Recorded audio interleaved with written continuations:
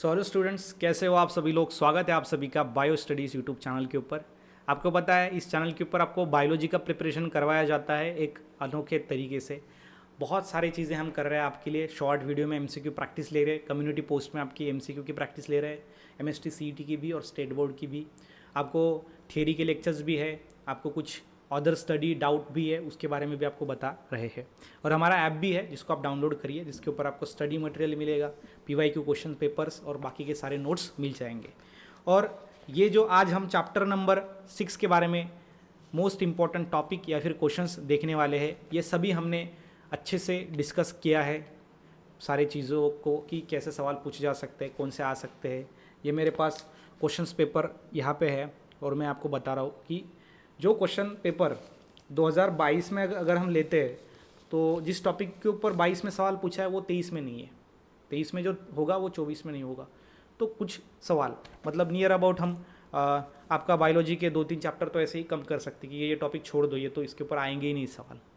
आ भी सकते हैं लेकिन ज़्यादा नहीं, 3-4 मार्क के रिपीट होंगे, बाकी कुछ नहीं होगा। 2-3 मार्क कुछ ज़्यादा नहीं है कि नहीं। हाँ सर, तो इस हिसाब से थोड़ा अंदाज़ लगा के ये पेपर से थोड़ा क्वेश्चंस को उठा के हमने एक टॉपिक बनाया है। ठीक है, यस सर। तो ये 4 टॉपिक यहाँ पे मिल गए हैं। 4 टॉपिक के ऊपर सवाल ज़्यादा बनेंगे। मैं टॉपिक आपको बता रहा हूँ, सवाल करके जाएंगे, हो सकता है वो सवाल नहीं आ, उसकी गारंटी बहुत कम है एज इट इज़ सवाल आने की, क्योंकि क्वेश्चन पेपर आपका थोड़ा कंसेप्चुअल ज़्यादा है। पहले कैसा था, सीधे सीधे क्वेश्चंस थे, अब वैसे नहीं है ना। अब आप देखोगे यहाँ पे तो कुछ चार्ट बेस्ड सवाल है, कुछ आपको एमसीक्यू के फॉर्मेट में सवाल है कि नहीं। कुछ आप देख सकते हो थोड़े अलग ही, मतलब देखेंगे कंसेप्चुअल पेपर ज़्यादा है, जिसका पढ़ाई ज़्यादा है वही इसको सॉल्व कर सकता है। यहाँ पे आप देखोगे तो टीचिंग भी प्रॉपर करना पड़ता है ऐसे पेपर को सॉल्व करने के लिए उस स्टूडेंट्स को।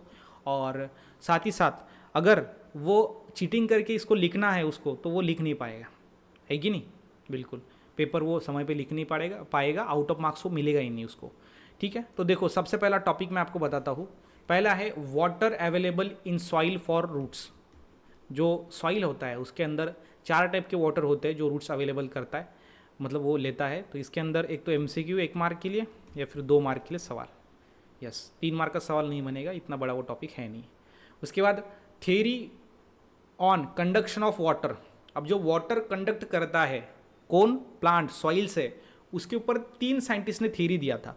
पहला था रूट प्रेशर थ्योरी, उसके बाद है आपका कैपिलरिटी थ्योरी और कोहेजन टेंशन थ्योरी, जिसको ही हम ट्रांसपिरेशन पुल भी बोलते हैं। तो ये तीनों भी थ्योरी करके जाना है, उस तीनों में से कोई एक थ्योरी ज़रूर पूछा जाएगा और वो थ्योरी पे सवाल आपका 2 मार्क के लिए होगा या फिर 3 मार्क के लिए। 3 मार्क के लिए अगर सवाल आया तो उसके ऊपर के ऑब्जेक्शंस भी आपको लिखने पड़ेंगे कि ये थ्योरी बताया और कौन कौन से साइंटिस्ट ने उसके ऊपर ऑब्जेक्शंस लिए।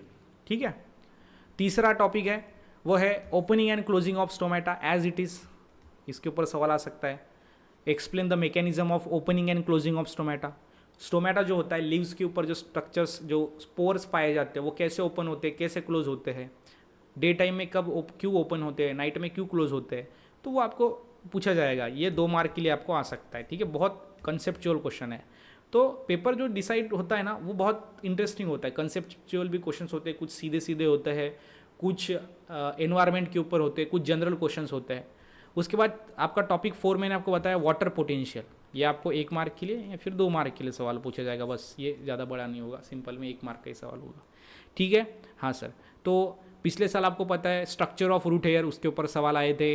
इम्बिशन के ऊपर सवाल आया था। इम्बिशन मतलब क्या होता है, जिसके अंदर वाटर जो है वो हायर पार्शियल प्रेशर से लोअर पार्शियल प्रेशर में जाता है, तो वो इम्बिशन है कि नहीं। तो उस तरीके से तो वो टॉपिक को हमने थोड़ा छोड़ दिया है, बाकी के जो टॉपिक्स है वो लिए हैं जिसके ऊपर सवाल बन सकते हैं और एग्जाम में पूछे जाएंगे।